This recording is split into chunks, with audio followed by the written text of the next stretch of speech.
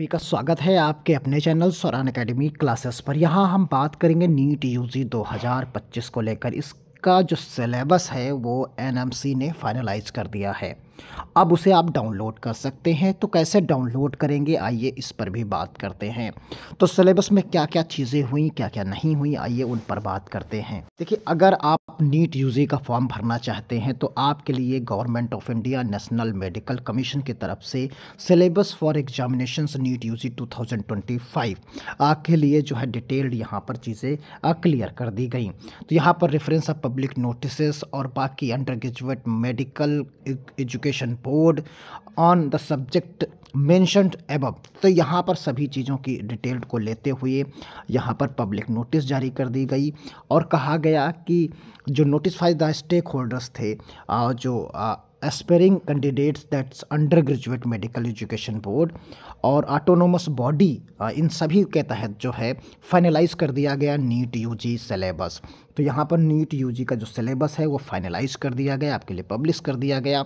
This issue with the approval of component authority, तो यानी अब इसी सिलेबस के अनुसार आपको एग्ज़ाम देना होगा। तो यहाँ पर फिजिक्स का सिलेबस देख सकते हैं।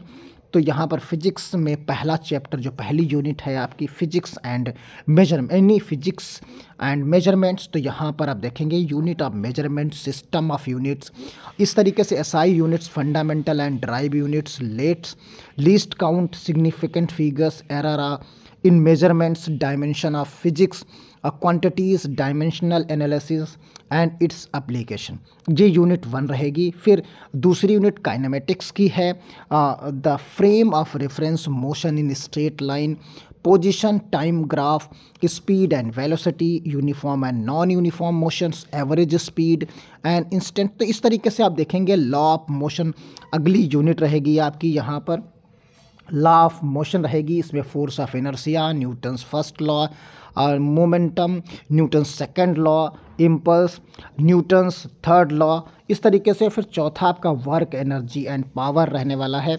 फिर उसके बाद रोटेशंस, मोशन रहेगा। फिर उसके बाद ग्रेविटेशंस रहेगा, properties of solid and liquid रहेगा, इसमें elastic behaviour, stress strain relationship, Hooke's law, young modules, bulk modulus, इस तरीके से thermodynamics, kinetic theory of gases, oscillations and waves.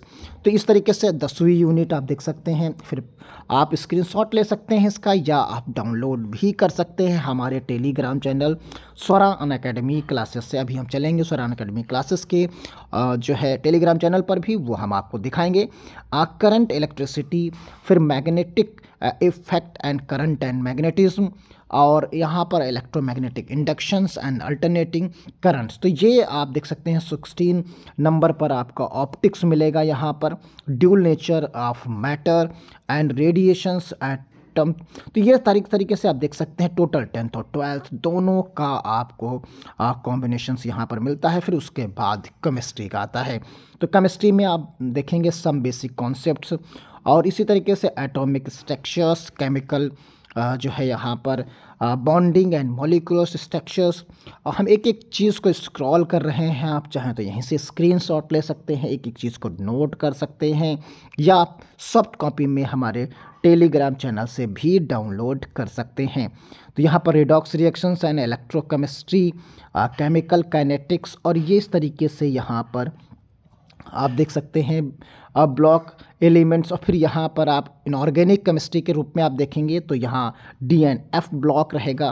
फिर ऑर्गेनिक केमिस्ट्री में आप देखेंगे प्यूरिफिकेशंस एंड कैरेक्टरिस्टिक्स, यहाँ पर आप ऑर्गेनिक कंपाउंड्स रहेगा, some basic principles of organic chemistry रहेगा यहाँ पर, और हाइड्रोकार्बन्स रहेगा, उसमें एल्केन, एल्कीन, एल्काइन रहेगा, एरोमेटिक हाइड्रोकार्बन्स रहेंगे इसमें।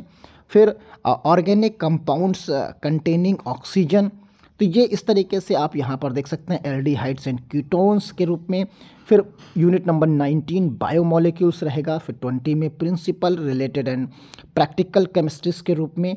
फिर यहाँ पर आप देखेंगे बायोलॉजी का, तो डाइवर्सिटी इन लिविंग वर्ड्स, फिर structural organisation in animal and plant, cell structure and functions, plant physiology, यहाँ पर ह्यूमन फिजियोलॉजी। इस तरीके से आप देखेंगे कि रिप्रोडक्शंस, जेनेटिक्स एंड एवोल्यूशंस, यहाँ पर आप बायोलॉजी एंड ह्यूमन वेलफेयर, तो इस तरह के यूनिट 8 हो जाएगी आपकी।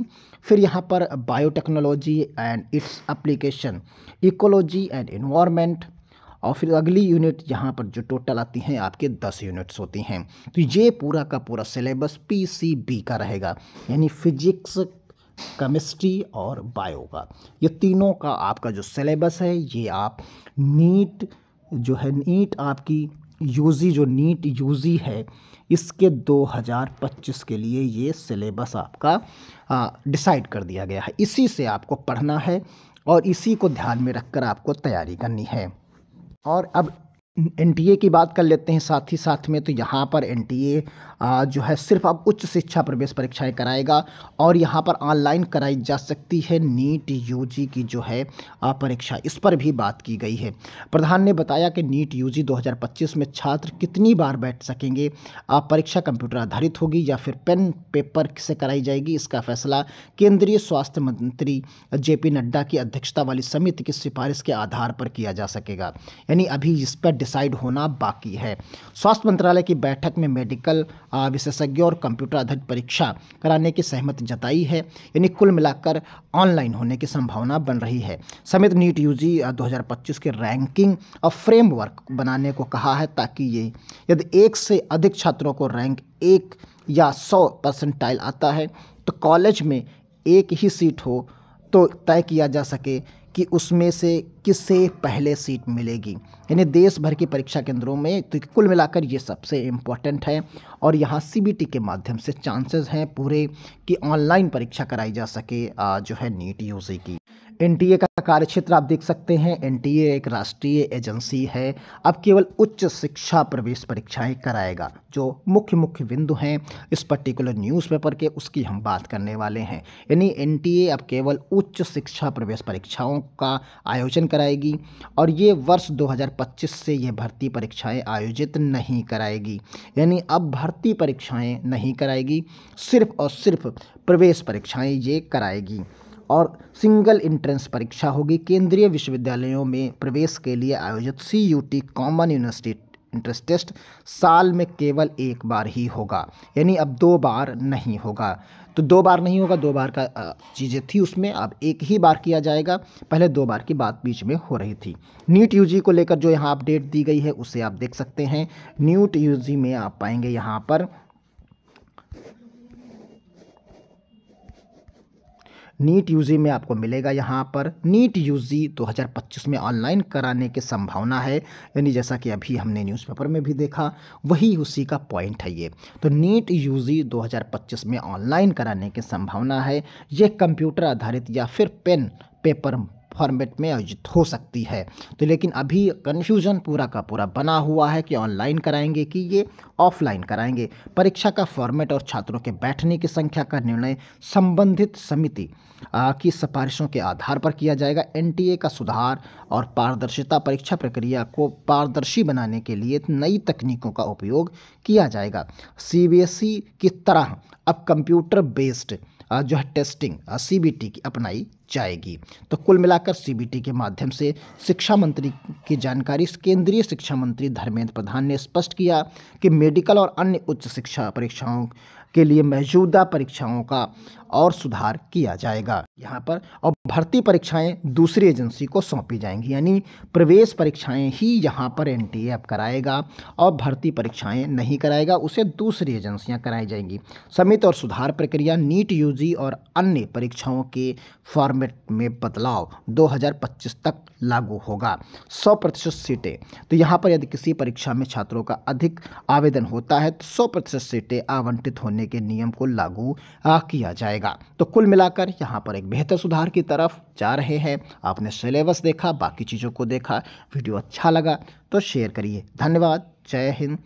और यहाँ पर रह गई है आप उसे टेलीग्राम चैनल को देख लीजिए। आप देख सकते हैं टेलीग्राम चैनल हमारा यहाँ पर स्वरा अनअकैडमी क्लासेस आपको यहाँ पर मिल जाएगा, इसे आप टेलीग्राम चैनल पर जब सर्च करेंगे तो आपको डिटेल्ड में चीज़ें यहाँ पर मिलेंगी। तो यहाँ पर स्वरान एकेडमी क्लासेस है, लिंक आपको डिस्क्रिप्शन बॉक्स में मिल जाएगा और आप इसे सर्च करेंगे तो आपको ये टेलीग्राम, यही आप सेम लिखिए स्वरान एकेडमी क्लासेस टेलीग्राम चैनल पर और सर्च कर लीजिए, आपको आसानी से चीज़ें यहाँ पर मिल जाएंगी। तो मिलते हैं अगली अपडेट के साथ, तब तक के लिए धन्यवाद। जय हिंद, जय भारत।